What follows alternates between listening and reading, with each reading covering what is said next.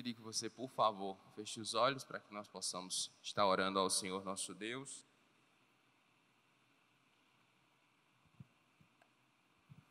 Senhor Jesus, nós te louvamos essa manhã por sua palavra, por sua vida em nossa vida, por teu amor leal, por sua força, Jesus. Pedimos que o Senhor esteja aqui conosco, que a nossa mente esteja cativa à sua palavra, que os nossos corações estejam abertos, Senhor, para receber sua ministração, a sua palavra, que a sua palavra, Senhor, endireite os nossos caminhos, aperfeiçoe nosso caráter, mude a nossa mentalidade, de forma que nós sejamos mais parecidos com o Senhor. Estamos aqui por sua causa, por causa da sua palavra, porque nós cremos, Senhor, que ela é poderosa para nos mudar, que ela é poderosa para nos fazer parecidos com o Senhor. Então, que o teu Espírito Santo esteja nos ensinando essa manhã. Em nome de Jesus, amém. Bem, meus irmãos, nós vamos estudar hoje sobre o tema Triunfando com Cristo nas batalhas espirituais. E o texto que nós vamos estar estudando é Efésios capítulo 6, versículos de 10 a 24. Embora eu mesmo vá explorar até o versículo 20, porque do 21 até o 24 é uma despedida de Paulo. E caso não dê tempo, então nós vamos parar no 20. Então vamos ler o texto. Finalmente, fortaleçam-se no Senhor e no seu forte poder, vistam-se de toda a armadura de Deus, para poderem ficar firmes contra as ciladas do diabo, pois a nossa luta não é contra seres humanos, mas contra poderes e autoridades, contra os dominadores deste mundo de trevas, contra as forças espirituais do mal nas regiões celestiais. Por isso, vistam toda a armadura de Deus, para que possam resistir no dia mau e permanecer inabaláveis. Depois de terem feito tudo, assim mantenham-se firmes, cingindo-se com o cinto da verdade, vestindo a couraça da justiça e tendo os pés calçados com a prontidão do evangelho da paz. Além disso, usem o escudo da fé, com o qual vocês poderão apagar todas as setas inflamadas do maligno. Usem o capacete da salvação e a espada do Espírito, que é a palavra de Deus.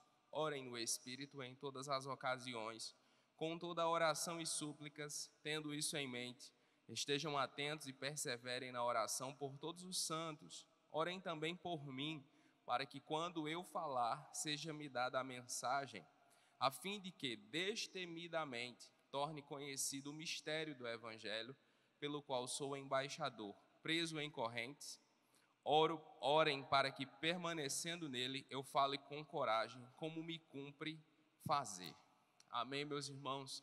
A figura que o apóstolo Paulo está utilizando aqui é a de um soldado romano, que em seus dias era o guerreiro mais letal, mais habilidoso, mais focado. O soldado romano era um exemplo de conquista, era um exemplo de fortaleza. Enfim, um soldado romano era alguém que você, diante dele, como seu inimigo, você ia ter medo de lutar com ele, porque eles eram extremamente valentes. Então, Paulo, para falar sobre a nossa disposição de fé, ele utiliza a figura do soldado romano. A primeira coisa que nós precisamos analisar é a instrução do apóstolo nos versículos de 10 a 3. Há algumas expressões que Paulo usa aqui que são muito interessantes, que muitas vezes nós não estamos atentos. A primeira coisa que Paulo diz é: fortaleçam-se no Senhor. E o termo que ele utiliza para isso no original é endunamo. É como se Paulo estivesse dizendo: olha, você precisa se exercitar. É como se Paulo estivesse dizendo: você precisa malhar. Você precisa trabalhar, você precisa treinar todos os dias, regularmente, para ser forte no Senhor. E como ele vai nos dizer qual é o caminho para nos tornarmos fortes em Deus? Ele diz: vistam toda a armadura de Deus. A armadura de Deus, nós vamos ver, são os componentes: o capacete, a couraça, o cinto, a espada, as sandálias, e também a oração como parte desse bom combate. Ele diz: vistam toda a armadura de Deus para que vocês possam ficar firmes contra as ciladas do diabo. É muito importante que nós tenhamos em mente a oposição do diabo às nossas vidas. Há muitos cristãos que desprezam a figura do diabo no sentido de ignorá-lo, não achar importante conhecê-lo, conhecer suas artimanhas, conhecer suas afrontas. O apóstolo Paulo disse: nós não podemos ignorar os seus ardis. Sun Tzu, que é um mestre na arte da guerra ainda em nossos dias, disse que o inimigo mais fácil de ser vencido é aquele que ignora a sua presença. Quando seu inimigo faz de conta que você não existe, então ele é extremamente vulnerável a você, porque já que ele lhe ignora, qualquer estratégia que você desenvolver contra ele vai dar certo. Então Paulo diz 3 coisas até aqui muito importantes: fortaleçam-se no Senhor, ou seja, é minha e sua responsabilidade. Em segundo lugar, como? Vestindo a armadura de Deus. A armadura de Deus não estará sobre a minha vida e sobre a sua vida de forma automática, nós precisamos vesti-la. Assim como eu precisei vestir minha roupa para estar aqui, ela não veio para o meu corpo sozinha, como a armadura do Homem de Ferro. Eu tive que vesti-la. Da mesma forma, eu e você precisamos vestir a armadura de Deus, porque o diabo é nosso opositor. E se tem alguém focado como inimigo, é o diabo. O escritor aos Hebreus diz que ele está ao nosso redor, buscando alguém a quem possa tragar. Porque a nossa luta não é contra seres humanos. Seu inimigo não é o seu chefe que você tanto tem dificuldade de amar. Seu inimigo não é o seu parente chato, que muitas vezes fere você com palavras e que muitas vezes no almoço você já vai se preparando psicologicamente para encontrar com ele e dizer: eu vou ter que ficar do lado dessa pessoa. Não é seu inimigo. Seu inimigo não é a pessoa que fala mal de você, que tem inveja de você ou que você tem inveja dela. Essa não é seu inimigo. Seu inimigo é o diabo. A nossa luta não é contra seres humanos. Quanto mais tempo você investir ou gastar ou perder com ressentimento, amargura, rancor,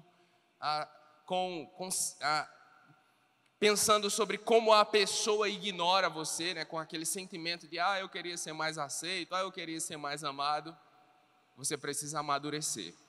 A sua luta não é contra seres humanos. Você não tem que gastar energias ou colocar seu foco em pessoas, por mais horríveis que elas sejam. E um exemplo disso é o apóstolo Paulo. Ele vai orar, ele já está perto de ser condenado à morte, já está perto de ter sua cabeça arrancada do seu corpo, e ele ora por Alexandre o latoeiro, alguém que lhe causou muitos males, e ele diz que o Senhor lhe retribua segundo as suas obras. O que Paulo me diz? Alguém que lhe causou muito dano, alguém que lhe feriu muito, não apenas na alma, mas também no corpo. O que Paulo faz? Ele entrega essa pessoa a Deus. Faça isso. Não gaste suas emoções ou suas energias com seres humanos, não vale a pena. Sua luta não é contra pessoas.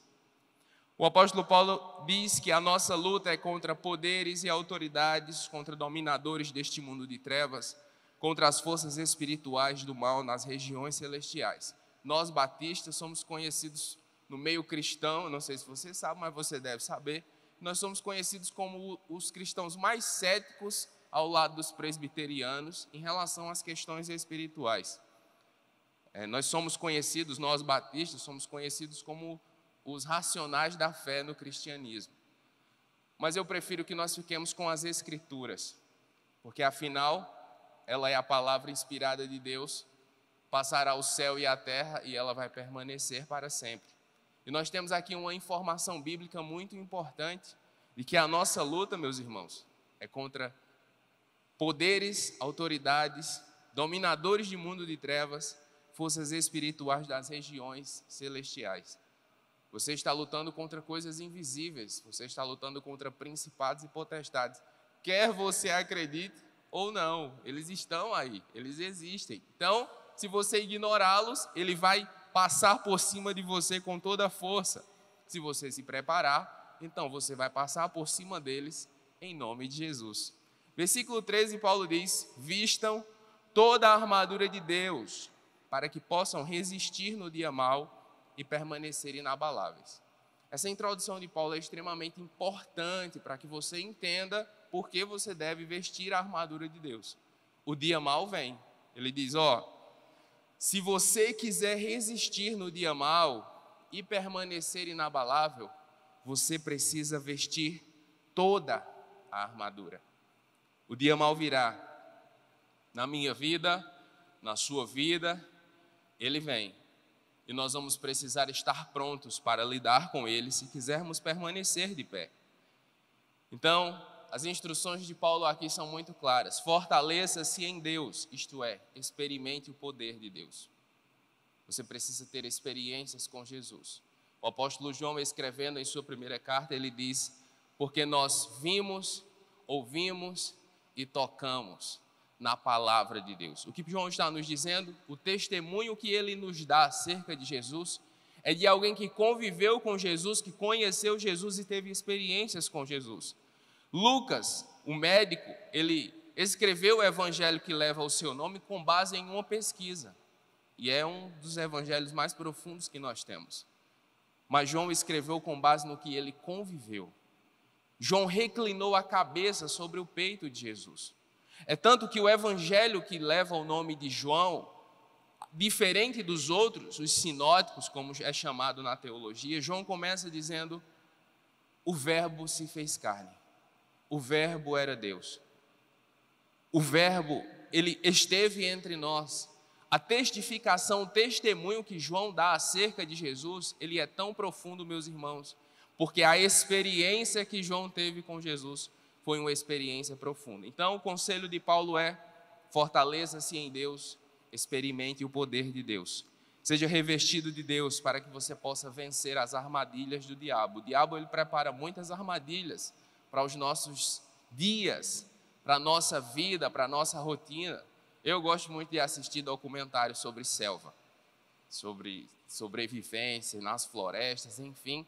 E nós podemos ver que quando nós estamos expostos, quantas coisas podem nos ferir, quantas coisas podem nos machucar. Mas se você é um aventureiro experiente, se você é alguém que tem experiência de lidar com a selva, então você consegue usar os elementos que poderiam lhe machucar para fortalecer e garantir sua sobrevivência.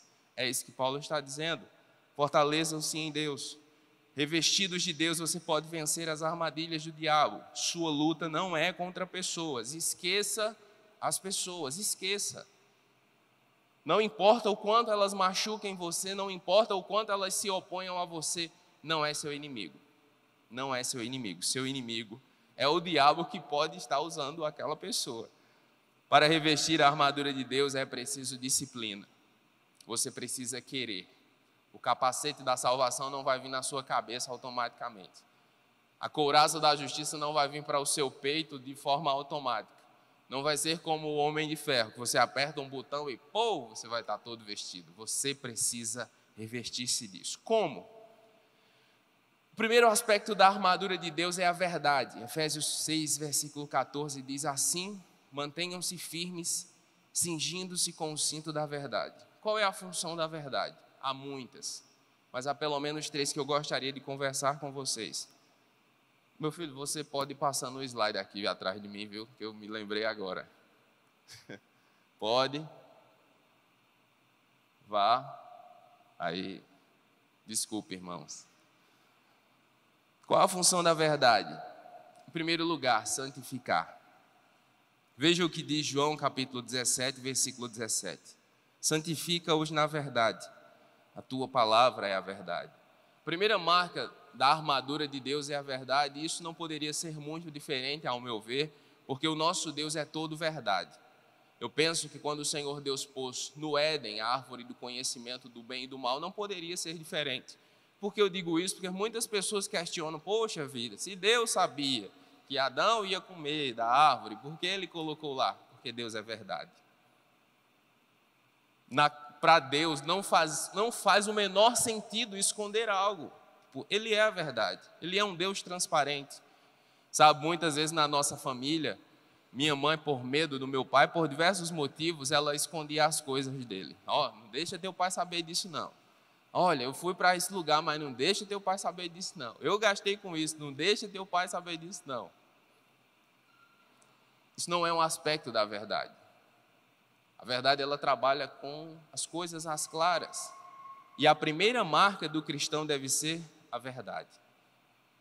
Você precisa ser verdadeiro, verdadeira, não apenas nas suas palavras, mas no seu estilo de vida. E por que eu digo isso? Porque muitas vezes nós até temos uma vida na real e temos uma vida no virtual. A nossa vida virtual não está de acordo muitas vezes com a nossa vida real.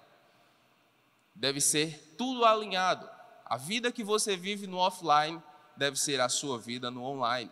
E em qualquer aspecto da sua vida, em qualquer área da sua vida. Para mim, um exemplo disso é Daniel. Disseram, você não pode orar. E Daniel disse, vou orar. Um aspecto da verdade, meus irmãos, é nos santificar. Santifica-os na verdade, a tua palavra é a verdade. Em segundo lugar, a verdade, ela promove libertação. João 8,32 diz, e conhecerão a verdade, e a verdade vos libertará. Há pessoas que acreditam que a mentira é a melhor opção. Há pessoas que acreditam que mentir, vamos mentir aqui para suavizar as coisas, mentir aqui é a melhor escolha. Não. A mentira aprisiona, ao passo que a verdade liberta. O Senhor Jesus, Ele nos estimula a falar a verdade. Conheça a verdade vai libertar você. Até mesmo quando você estiver lendo as Escrituras, eu particularmente tenho esse hábito. Quando eu estou fazendo o meu devocional, eu me abro ao Senhor, para que a palavra me confronte, para que a palavra mude o meu caráter. Porque muitas vezes nós estamos pegando a palavra e lendo a palavra e querendo adequá-la à nossa realidade. O Senhor Deus está nos mandando, por exemplo, abrir mão de um jugo desigual com os infiéis, mas por conveniência e porque aquilo vai doer, nós não vamos manter esse jugo desigual com os infiéis. Porque afinal de contas, quem sabe Deus não tem um plano? Não. A verdade, ela promove libertação. O melhor caminho sempre vai ser, meus irmãos, seguir a verdade. Em terceiro lugar, Deus odeia a mentira. Provérbios 12:22 diz, o Senhor odeia os lábios mentirosos, mas se deleita com os que falam a verdade. O Senhor tem prazer em filhos e em filhas verdadeiras, transparentes.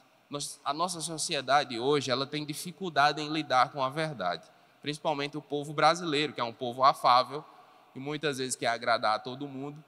E aí, para não ferir, muitas vezes ele prefere omitir a verdade, uma verdade que deveria ser dita, para manter ali a convivência, de certa forma, em paz.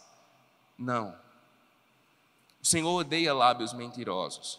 Ele tem prazer nos que falam a verdade. O apóstolo Paulo coloca aqui, inspirado pelo Espírito Santo, a verdade como um aspecto fundamental na armadura de Deus. Sobre a vida do Filho de Deus, fale a verdade.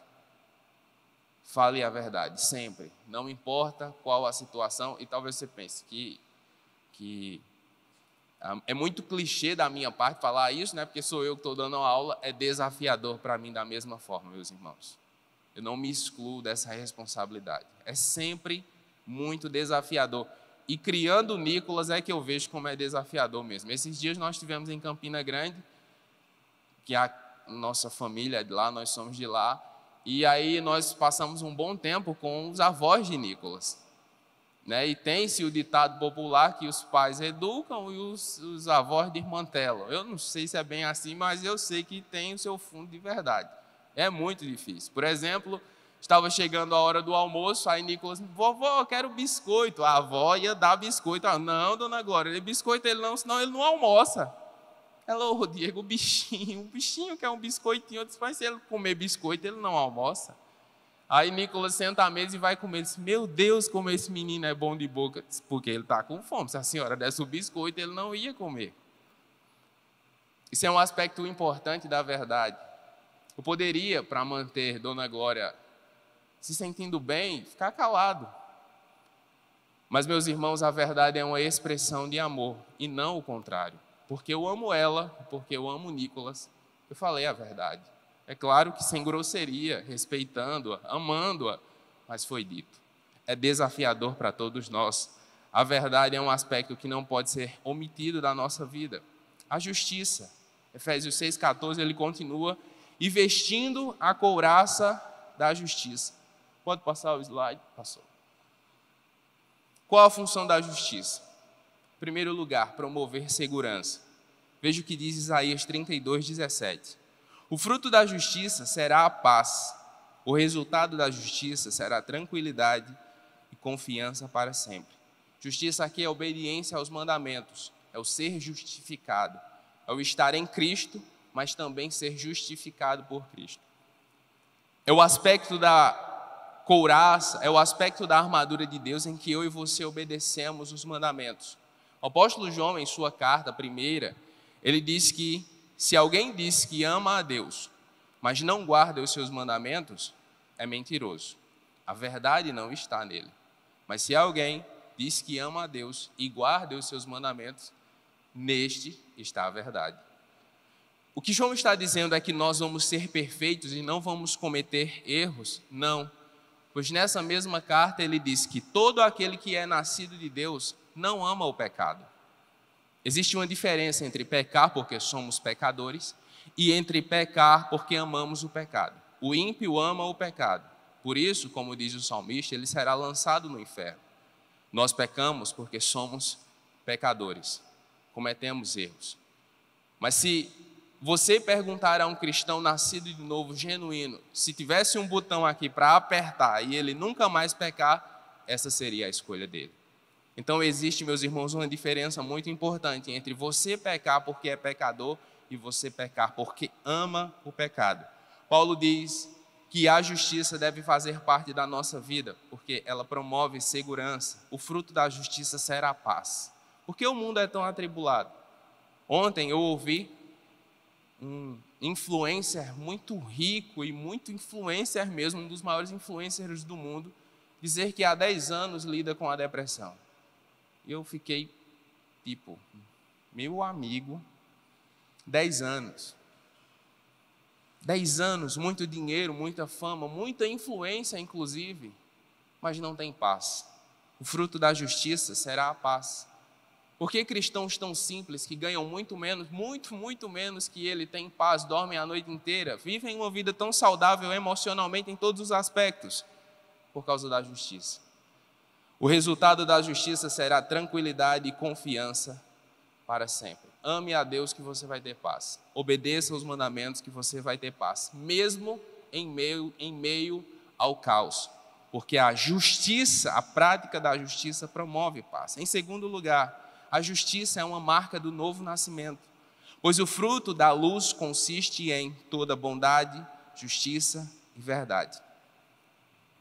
A prática da justiça deve ser a inclinação do nascido de novo, e não o contrário. É difícil nos nossos dias, meus irmãos, ver que muitos cristãos e tantos escândalos que nós estamos vendo. Ontem o irmão mandou no meu WhatsApp, Diego, o pastor não sabia que estava sendo filmado, que estava ao vivo, e agrediu a esposa, e todo mundo viu. E eu vi o vídeo, eu disse, meu Deus, nós estamos vivendo dias muito difíceis. Dias acerca dos quais o Senhor Jesus nos advertiu. Esses escândalos, todos eles, todas essas coisas que nós estamos vendo fazem parte do fim. Mas eu e você, como nascidos de novo, devemos, como diz o apóstolo Paulo, manter a justiça, ou ser revestidos da justiça na nossa vida, todos os dias. Tenha em mente que todos esses aspectos da armadura de Deus, meus irmãos, devem estar na nossa vida todos os dias. Em terceiro lugar, a justiça, ela promove uma vida equilibrada. Provérbios 21:21 diz: quem segue a justiça e a lealdade encontra vida, justiça e honra. Pratique a justiça. Eu tenho alguns irmãos que são servidores públicos, irmãos em Cristo, que são bem-sucedidos nas suas carreiras e que são exemplos de cristãos também lá no seu ambiente de trabalho. E por que eu cito funcionarismo público? Porque eu, particularmente, vi muitas pessoas aspirantes ao funcionarismo público dizendo: meu Deus, tomara que eu passe, Senhor, tomara que eu passe para que eu trabalhe um dia e 10 não. Tomara que eu passe, meu Deus, para que eu ganhe bem e não vá nem lá. Eu cresci ouvindo isso, foi o que eu passei a vida ouvindo. E vi muitos, inclusive muitos cristãos, funcionários públicos, dando mau exemplo no exercício da sua profissão e também no exercício da sua fé. Carol, que foi estudante da UFPB, teve alguns professores cristãos que ela chegava em casa, meus irmãos, escandalizada. Cristãos que tinham cargos importantes na igreja, cristãos que tinham influência, que ensinavam. O apóstolo Paulo está nos dizendo: quem segue a justiça e a lealdade encontra vida, justiça e honra. Vamos praticar a justiça. Quem é nascido de novo pratica a justiça de maneira natural. É natural para o nascido de novo promover ou viver uma vida de justiça em todos os aspectos dela. E isso se vê muito bem na vida de Daniel e José. Próximo slide. Tendo os pés calçados com a prontidão do evangelho da paz. Efésios 6:15. Mesmo no dia mau, o cristão sincero não perde sua paz interior. Ele não fica desesperado, porque os seus pés, aquilo que guia a sua vida, é a palavra de Deus, é o evangelho da paz. Eu tenho estado, como eu já falei na aula anterior, muito feliz em fazer parte deste corpo de professores e em ouvir também meus irmãos e ver, por exemplo, o zelo deles em sempre estar reforçando a importância de nós nos voltarmos para as Escrituras.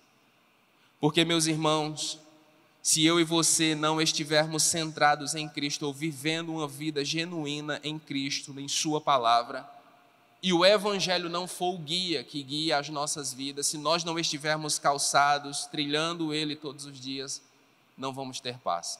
O apóstolo Paulo, escrevendo aos Romanos, ele diz: olha, tribulação e angústia para aquele que pecar, mas paz, justiça e fidelidade para aquele que perseverar em fazer o bem. Você quer ter uma vida pacífica, uma vida tranquila dentro de você mesmo, apesar de o mundo ao seu redor estar caindo? Viva pelo que está escrito. Procure guardar, manter, seguir a prontidão do evangelho da paz. O Senhor Jesus ministrou paz em meio à tribulação de seus apóstolos. Em João 20:19 é muito interessante que Jesus ele atravessa a parede, está todo mundo trancado dentro de casa com medo, Jesus morreu e agora? Aí Jesus entra no meio da sala lá, passa e diz, a primeira coisa que Jesus diz: paz seja convosco. O Senhor Jesus ele nos chamou para viver uma vida de paz, apesar do caos que nos cerca. Quando somos conduzidos por Sua palavra, temos paz, mesmo em meio ao caos. E podemos ver isso nesses dias de pandemia, tantos testemunhos vindos de todas as partes do mundo, pessoas que passaram pelos vales mais profundos na luta contra a enfermidade Covid e manteram sua fé em Cristo. Outros foram recolhidos no Senhor, mas mantiveram sua fé, porque, meus irmãos, o cristão genuíno, ele tem sua vida, ele tem os seus pés calçados com a prontidão do evangelho da paz. É isso que você devemos buscar. Próximo slide, Efésios 6:16. Além disso, usem o escudo da fé, com o qual vocês poderão apagar todas as setas inflamadas do maligno. Eu acho muito interessante esse aspecto, porque nós somos constantemente atacados, todos os dias. Todos os dias nós vamos ser atacados de uma forma ou de outra. Seja por algo que nós estamos assistindo, seja com alguém que nós estamos conversando, seja em uma visita familiar, seja em um relacionamento, enfim, nós vamos ser constantemente atacados. O que Paulo diz: use o escudo da fé. Se proteja crendo. Esses dias um rapaz me perguntou não, ele disse: olha, a Bíblia ela não é essa que você está dizendo não, ela não é a palavra de Deus não, porque ela é cheia de muitas contradições. Aí começou a citar lá as contradições. E eu fiquei olhando, fosse antes, eu bem mais jovem na fé, eu ia querer engolir ele. Mas hoje, mais maduro na fé, sabe, pai, enfim, uma série de coisas, eu observei e tive misericórdia dele. Porque, meus irmãos, eu acredito que qualquer um de vocês, ao olhar aquilo que ele chamava de contradição, era, na verdade, a demonstração de alguém que não tinha familiaridade alguma com a Bíblia. É de alguém que não tem vivência com a Bíblia, mas está perdido, determinando, julgando, declarando que a Bíblia não é a palavra de Deus. Isso, de certa forma, é uma afronta à nossa fé. Quando nós ouvimos, meus irmãos, grandes influenciadores deste mundo, no meio acadêmico, no meio da justiça, no meio do empreendedorismo, ou mesmo pessoas que estão defendendo a natureza, dizendo, olha, se Deus existir, Ele não está nem aí para a gente, não. Isso é uma afronta à nossa fé. E se eu e você, meus irmãos, não usarmos o escudo da fé, nós vamos perecer. Eu não poderia citar outro exemplo senão de Abraão. O apóstolo Paulo, em Romanos 4, diz que Abraão, contra a esperança, creu. Isso está escrito em Romanos 4, 18. Agora, pense só, porque nos nossos dias se diz que a esperança é a última que morre. E eu fico imaginando esse texto, tentando entender, é como se a esperança estivesse em Abraão, dizendo, ó, Abraão, não tem jeito não.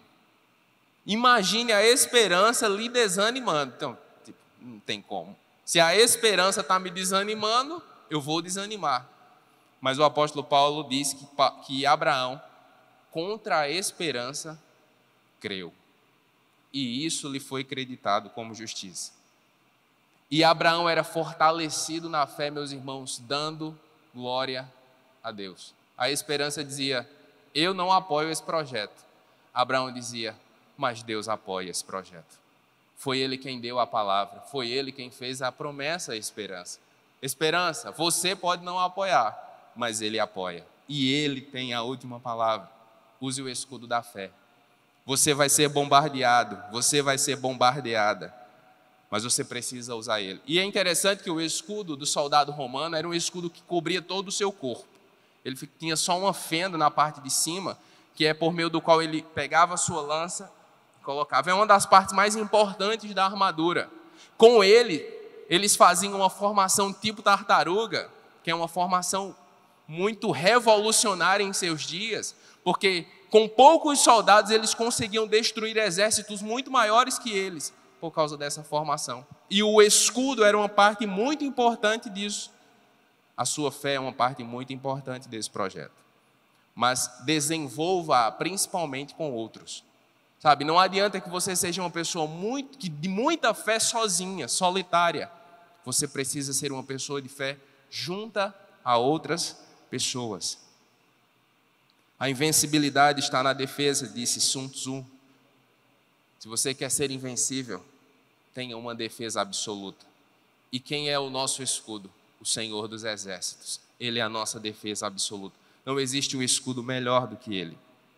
O escudo ao qual o apóstolo Paulo se refere era o escudo romano, grande e quadrado. Ele cobria praticamente todo o corpo do soldado, dificultando ainda mais a vida do adversário.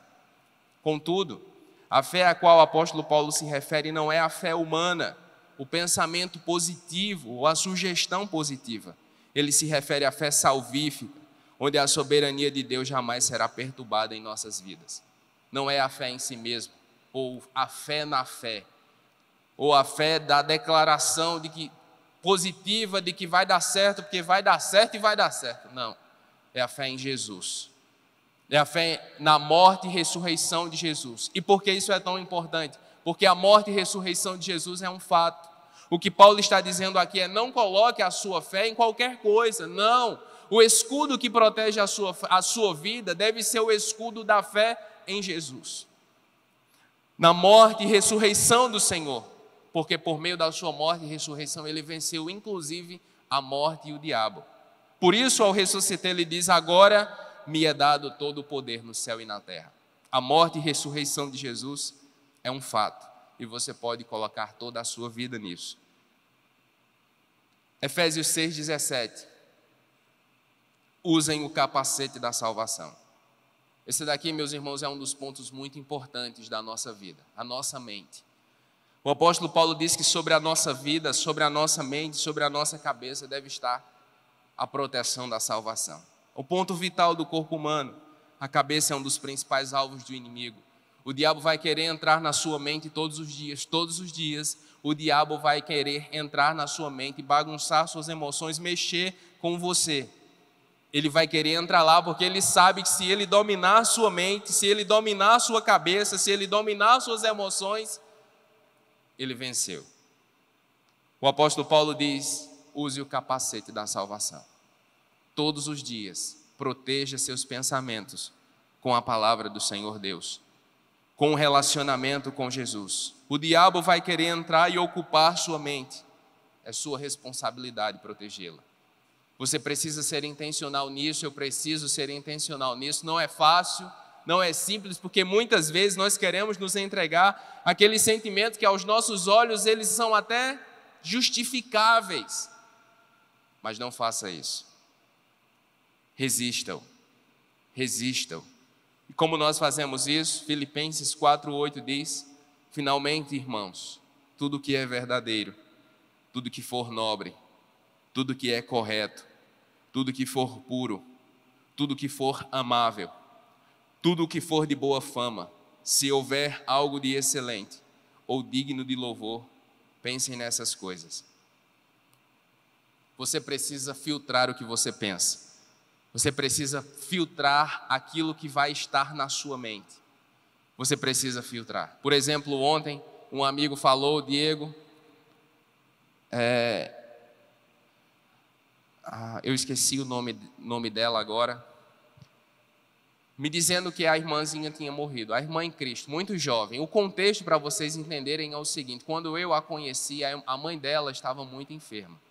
E eles haviam descoberto recentemente que essa menina que faleceu, sexta-feira, tinha o seu corpo tomado por tumores, que aparentemente não eram tumores malignos, mas eles se proliferavam assustadoramente. Só na sua cabeça ela tinha 4, por seu corpo em toda a parte, muito jovem. Quando eu a conheci, há quase 10 anos atrás, eles estavam nessa luta, a mãe enferma e a menina muito nova, ela tinha 16 anos, acredito. E com pouco tempo depois que eu a conheci, em uma visita evangelística, a mãe dela faleceu e deixou, ela não tinha mais esposo, não tinha pai, e deixou essa menina de 16 anos com mais 3 irmãos pequenos, tendo 10, 6 e 7 anos de idade. Ficaram essas 4 crianças lá. Foram acolhidas por algumas pessoas da comunidade. A menina casou aos 18 anos, sempre lutando muito contra a enfermidade, nós, de alguma forma, tentando ajudar. E quando foi agora, sexta-feira, ela faleceu e ele me avisou ontem. Samuel, que era um menino, o que tinha 10 anos à época, hoje com 20, muito abalado, e agora sem pai, sem mãe, sem praticamente ninguém ao seu redor. Morava com a irmã, inclusive, que faleceu, que deixou também um filho pequeno chamado Davi. Enfim, quando você olha aquele contexto, e quando eu vi aquele contexto, eu confesso, meus irmãos, que eu fiquei muito triste, muito abalado. E por que é que eu estou lhes dizendo isso? Porque sobre a nossa mente precisa estar a convicção de que Jesus morreu para consertar toda essa bagunça. De que em algum momento o Senhor Jesus, Ele nos receberá e vai enxugar do nosso olho toda a lágrima. E quando eu penso nisso, eu lembro do que está escrito em Apocalipse capítulo 6, que a alma dos santos estavam aos pés do trono dizendo: Senhor, até quando não nos fará justiça a nós e aos nossos irmãos? E Ele diz: aguarde um pouco, até que se complete o número daqueles que vão chegar no reino. Em algum momento, meus irmãos, essas e outras coisas vão fazer sentido, em nome de Jesus. Mas até lá eu e você precisamos proteger a nossa fé, porque é muito difícil. É muito difícil. Para isso, Paulo diz: tudo que for verdadeiro, nobre, correto, amável, de boa fama, excelente, digno de louvor, pense nisso. Alimente sua mente com a palavra de Deus, com o capacete da salvação, de que um dia Jesus vai encerrar tudo isso e tudo vai fazer muito sentido. Efésios 6,17, ele continua dizendo: e a espada do Espírito, que é a palavra de Deus. Ela é a nossa arma de ataque. É com ela que nós atacamos, é com ela que nós nos defendemos, atacamos, lutamos. O Senhor Jesus utilizou ela na tentação em Mateus 4. O diabo vinha dizendo, olha, está escrito assim, assim, assim, e Jesus dizia, não, está escrito. Use a Bíblia Sagrada, a palavra de Deus, para lutar as lutas que vêm à sua vida todos os dias. Você precisa usá-la e manejá-la bem. Você e eu precisamos separar na nossa vida todos os dias, de maneira muito intencional e regular, um tempo para estar a sós com Deus e com a sua palavra. Um soldado romano, meus irmãos, como eu comecei dizendo, era alguém disciplinado para a batalha. Era alguém muito bom no que fazia. Não é à toa que Paulo utiliza essa figura. Eu e você, da mesma forma, precisamos ser disciplinados e dedicados ao relacionamento com Jesus. Em Marcos capítulo 4, versículo 14, está escrito, o semeador semeia a palavra. Eu acho isso muito lindo, meus irmãos. O Senhor Jesus começa a parábola do semeador dizendo, o semeador, o que ele semeia? A palavra. O que você está semeando sobre a sua vida? O que você está semeando sobre o seu coração, sobre os seus sentimentos, sobre suas emoções? O que você semeia? Como você se alimenta em Cristo? Com horas à frente da TV ou à internet, ou com tantos entretenimentos? Ou você sobre a sua vida semeia a palavra?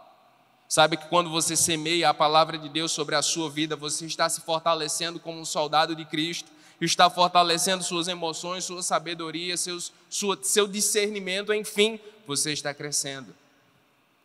Você precisa usar a espada do Espírito.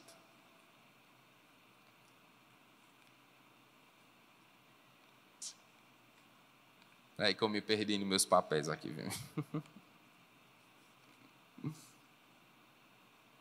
17.